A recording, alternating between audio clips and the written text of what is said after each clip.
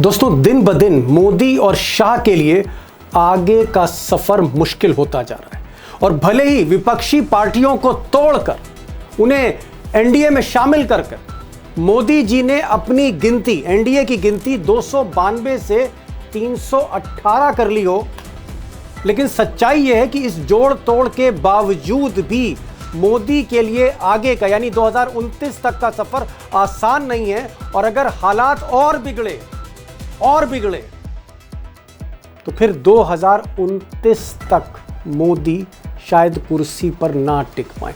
अब इतनी बड़ी बात मैं नहीं कह रहा हूं, देश के सबसे सीनियर नेताओं में से एक यशवंत सिन्हा, जो मोदी से कई साल सीनियर थे, बीजेपी के वित्त मंत्री थे, विदेश मंत्री थे, ये उनका दावा है। 2029 का तो कोई सवाल ही नहीं उठता है। मैं जिस सिनेरियो की कल्पना कर रहा हूँ 2029 के पहले की है, लेकिन 2029 में तो कतई ये लोग अगर रहे और चुनाव लड़े और भाजपा इनके नेतृत्व में चुनाव लड़ी तो 2029 में इनको वापस लौटने का की कोई संभावना नहीं बनती है। ऐसा मेरा बहुत स्ट्रांग मत है। अब पूर्व वित्त मंत्री यशवंत सिंह कहते हैं कि हाल फिलहाल की दो बड़ी मुसीबतें मोदी जी के लिए बड़ा खतरा बनकर उभरी। पहली मुसीबत है जेन जी का आंदोलन, और जो आप कह सकते हैं कि 14-15 साल से लेकर 28-29 साल के जो बच्चे हैं, जिनकी जो जनसंख्या है 45 से 55 करोड़ के बीच में है, ये जेन जी नरेंद्र मोदी बीजेपी की सत्ता के खिलाफ खड़ा हो गया है और ये आग धीरे धीरे देश भर में फैलती जा रही है। पहला रीज़न आगे वो एक्सप्लेन करेंगे, और दूसरा कारण वो कह रहे हैं कि हाल फिलहाल में जो नया ट्रेंड देखने को मिला है वो बड़ा चौंकाने वाला है। बिहार और मध्य प्रदेश में जो उपचुनाव हुए, जहां बीजेपी अपने गढ़ में हारी, अपने किले में हारी, वहां से एक संकेत साफ इमर्ज हो रहा है कि बीजेपी का जो अपर कास्ट वोट है, यानी जो उसका कोर वोटर है, जो बेस वोटर है, पहली बार मोदी से वही खिसक रहा है। लेकिन इन दो बड़े खतरों से भी बड़ा एक और खतरा है जो बीजेपी के भीतर है, और यशवंत सिन्हा कहते हैं कि बहुत तेजी से चुपचाप बीजेपी में गुजरात लॉबी के खिलाफ, यानी मोदी शाह के खिलाफ जो बड़े नेता हैं वो लामबंद हो रहे हैं, और कहीं ना कहीं काडर में, कार्यकर्ताओं के बीच में, तमाम राज्यों में बगावत का जो धुआं है बीजेपी के अंदर, जो मोदी शाह को टारगेट कर रहा है, ये धुआं धीरे धीरे बढ़ता जा रहा है। यानी कहीं ना कहीं अगर उत्तर प्रदेश मोदी जी के हाथ से निकला, 6 महीने बाद चुनाव है, तो ये बगावत का धुआं सर चढ़कर बोल सकता है बीजेपी के भीतर। बीजेपी अगर यूपी का चुनाव हारेगी तो बीजेपी के अंदर बगावत होगी, खुलकर बगावत होगी, और मोदी और अमित शाह के लिए 2029 तक अपने पद पर बने रहना संभव नहीं होगा। अब दोस्तों, यशवंत सिन्हा एकमात्र ऐसे सीनियर लीडर हैं जो आईएएस ऑफिसर रहे, टॉप ब्यूरोक्रेट रहे, उसके बाद वो राजनीति में आए, समाजवादी भी थे, बाद में बीजेपी में आ गए, कई प्रधानमंत्रियों के साथ काम किया। अटल बिहारी वाजपेयी और लाल कृष्ण आडवाणी के बेहद करीब थे, मोदी शाह के कई साल सीनियर थे, रग रग से वाकिफ हैं गुजरात लॉबी के। और सबसे बड़ी बात, आज के दौर में चुप नहीं रहते, रिस्क लेकर खुलकर बोलते हैं, और उनके जो असेसमेंट हैं, उनके जो प्रेडिक्शंस हैं, उनके जो आकलन हैं, बड़े सटीक होते हैं। मैं चाहूँगा कि यशवंत सिन्हा को इस दौर में, जब एक बहुत बड़ा आप कह सकते हैं मंथन चल रहा है पार्टी के अंदर, जहां आरएसएस और बीजेपी का टकराव है, जहां बीजेपी को अंदर से चुनौती मिल रही है, और जहां बीजेपी की सरकार घिरती जा रही चारों तरफ से, ऐसी स्थिति में यशवंत सिन्हा को जरूर सुनिए, एक अंदाजा आपको लगेगा 27 में क्या होगा, 28 में क्या होगा, और फिर 29 में क्या होने जा रहा है। सिन्हा साहब, भले ही नरेंद्र मोदी कोशिश कर रहे हों अकाली दल से बात करने की, या उनको उम्मीद डीएमके से हो, या उन्होंने ममता की पार्टी तोड़ दी हो, या उद्धव ठाकरे की पार्टी तोड़ दी हो, या शरद पवार की पार्टी जो है कहीं ना कहीं उसका मर्जर कराना चाह रहे हैं, भले ही वो पार्टियां तोड़ रहे हैं, लेकिन आपको क्या लग रहा है कि अंदर से ये गुजरात लॉबी टूट रही है, बीजेपी टूट रही है और समस्याओं से घिरती चली जा रही है? आपने बिल्कुल सही फरमाया कि ये सरकार घिरती चली जा रही है। दरअसल हुआ ऐसा कि जो आपने जिक्र किया कि उन्होंने टीएमसी तोड़ दिया, उद्धव ठाकरे की पार्टी तोड़ दी और अन्य दलों को भी तोड़ते रहे, सांसदों को खरीदते रहे या जो भी करते रहे, तो सांसद इनकी पार्टी में आते रहे। लेकिन उस समय उद्देश्य जो था वो था लोकसभा में और राज्यसभा में 2/3 बहुमत हासिल करना। 2/3 क्यों? क्योंकि इनको वो संवैधानिक संशोधन पास कराना था, जी लोकसभा की सीटें बढ़ानी थी महिला आरक्षण के नाम पर। जी तो ये उनका मूल उद्देश्य जो था ये सब करने में वो था। लेकिन इसी दरमियान अनेक घटनाएं ऐसी घटी कि इन दोनों की कुर्सी खतरे में आ गई, सरकार की जो अस्मिता थी वो खतरे में आ गई, और अब ये दोनों मिलके किसी तरह भी कुर्सी बचाने की जुगत में लगे हैं। तो परिस्थितियों में एक तरह से देखा जाए तो आमूलचूल परिवर्तन हो गया उस समय से जब इन्होंने 2/3 के लिए ये सब करने की ठानी, और आज जब इनको संसद में आने में शर्म आ रही है। जी। एक सवाल है, क्या आपको लगता है कि ये जो जेनजी हैं, यानी जो 14-15 साल से लेकर 28-29 साल के बच्चे हैं, ये सड़कों पर हैं और हर जगह मैं देख रहा हूँ इनको, ये इस वक्त मोदी सरकार के काफ़ी मुखालिफ हैं। दूसरी जगह मैं देख रहा हूँ कि आपके बिहार में बांकीपुर, में जो बांकीपुर सीट है वहाँ पर हमने देखा कि बीजेपी की हार हुई और जो अपर कास्ट वोट है वो शिफ्ट कर दिया। दतिया में भी अपर कास्ट वोट शिफ्ट किया है। और यही स्थिति मैं राजस्थान में देख रहा हूँ जहाँ करणी सेना और अपर कास्ट ने कहा कि अब हम बीजेपी को वोट नहीं देंगे। तो जेनजी का विरोध में जाना और अपर कास्ट का बीजेपी से भागना दूर, क्या आपको लगता है कि मोदी जी की जो फाउंडेशन है, जो नींव है, वो हिल गई है? देखिए, आपने बांकीपुर का और दातिया का जिक्र किया दीपक जी। बांकीपुर एक ऐसी सीट थी जो 30 वर्षों से बीजेपी के कब्जे में थी, 30 वर्षों से, 3 डेकेड्स। और पहले नितिन नवीन के पिता और बाद में नितिन नवीन वहां से जीतते रहे। नितिन नवीन राष्ट्रीय अध्यक्ष बन गए, उस सीट का महत्व बढ़ गया क्योंकि वो राष्ट्रीय अध्यक्ष की छोड़ी हुई सीट हो गई, और वहां पर बीजेपी लगभग 20,000 वोट से हार गई। तो ये दिखाता है बांकीपुर में कि जिस तरह प्रचंड बहुमत के साथ ये लोग बिहार में सत्ता में लौटे थे, बीजेपी और जेडीयू, वो वोट बैंक बीजेपी से खिसक गया, बीजेपी से नौजवान खिसक गया, बीजेपी से मिडिल क्लास खिसक गया है। यही इनका वोट बैंक था। तो इस सवर्ण तो खिसक ही गया अब, तो इसलिए इनका वोट बैंक खिसक गया है।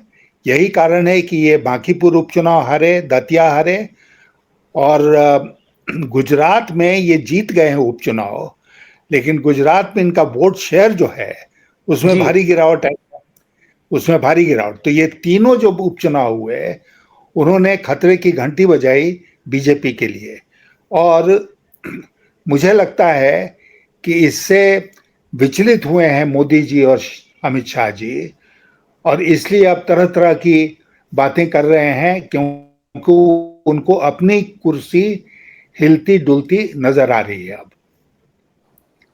क्या आपको लगता है कि बीजेपी के भीतर जिस तरह से मुरली मनोहर जोशी ने जेनजी का समर्थन किया, और भी कई बड़े नेता हैं जो अंदर ही अंदर नाराज हैं, जिस तरह से हम उत्तर प्रदेश में गवर्नर और मुख्यमंत्री पहली बार टकराव देख रहे हैं आनंदीबेन और योगी आदित्यनाथ के बीच में।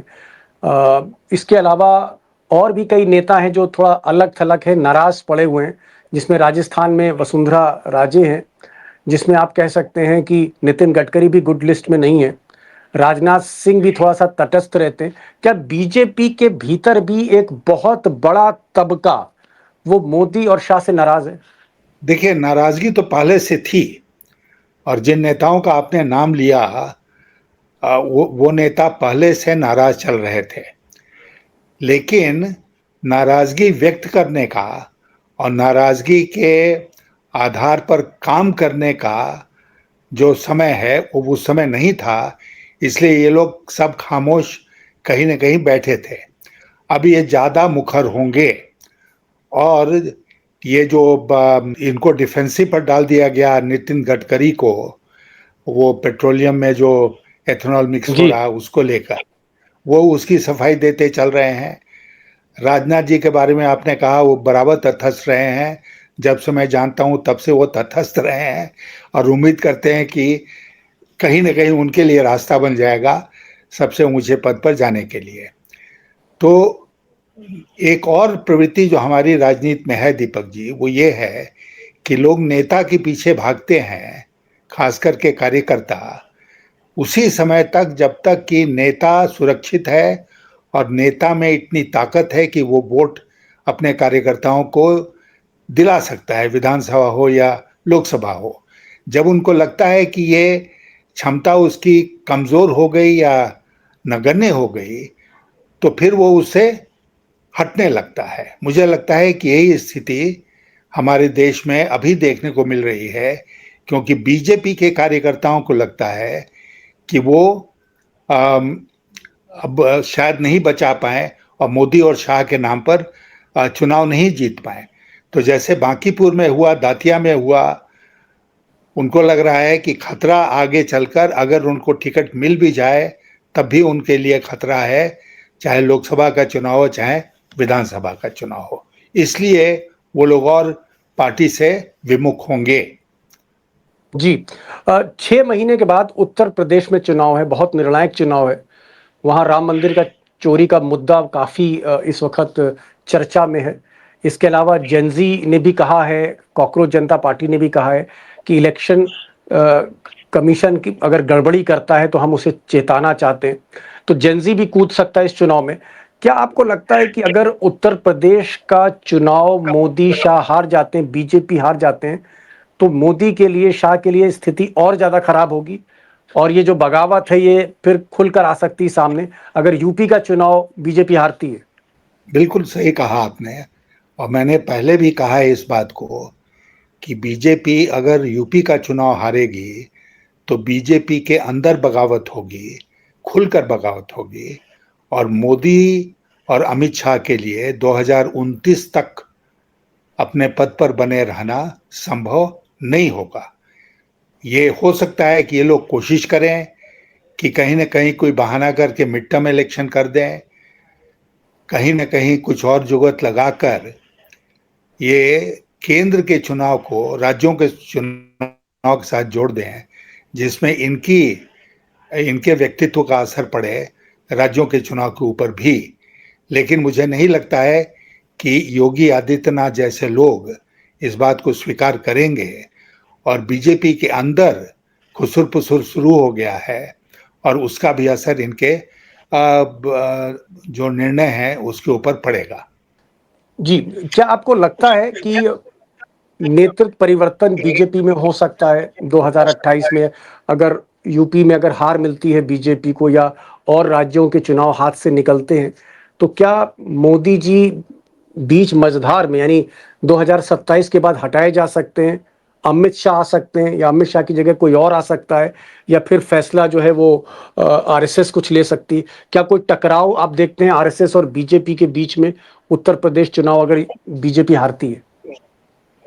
देखिए, आरएसएस के बारे में कहना बहुत मुश्किल है। मैं बहुत समय से, खास करके जब से मोदी जी आए हैं यहाँ पर केंद्र में, तब से मैं कह रहा हूँ कि आरएसएस सुविधा भोगी हो गई है। आरएसएस के लोगों को सुविधा का ज़्यादा ख्याल रहता है आजकल, इसलिए वो आरएसएस अब नहीं रही जो पहले थी, और वैसे तो खैर बीजेपी भी नहीं रही जो पहले थी।